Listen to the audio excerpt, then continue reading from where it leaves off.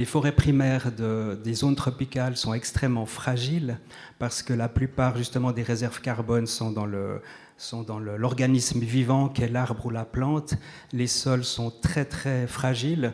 Dès le moment où on enlève une forêt, le sol disparaît à son tour et c'est extrêmement compliqué. Il faut plus de 700 ans pour qu'un sol en forêt tropicale se reconstitue. Et on parle dans tous les discours qu'on entend, plus de 700 ans. 700 ans. Plus de 700 ans. Et dans tous les discours qu'on entend sur le dérèglement climatique, notamment, on parle beaucoup du thermomètre. Les accords de Paris, c'est avant tout le thermomètre. Et puis, il y a des termes comme assèchement climatique qu'on n'entend pas souvent, mais qui sont réels. C'est ce qui se passe notamment en Côte d'Ivoire. C'est un vrai problème d'assèchement du sol. Et non pas spécialement de l'augmentation de la température. Une forêt... Oui, oui, bien entendu. Oui, mais dans une forêt, par exemple, vous avez... on parlait des cultures de cacao. Dans une culture de cacao sous couvert forestier, la température est 5 degrés plus basse que dans une zone de monoculture. Et effectivement...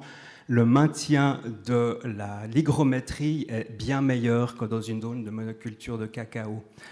Par exemple, les proportions d'humidité et de possibilités de précipitation dans une forêt sont 30% supérieures à tout autre secteur. Pourquoi ça? Peut-être vous êtes allé voir l'exposition Nous les arbres. Vous voyez à l'extérieur de la Fondation Cartier une installation qui montre les particules que l'arbre réussit à mettre dans l'atmosphère et qui vont être des capteurs d'humidité. Donc la forêt génère sa propre pluie, sa propre précipitation.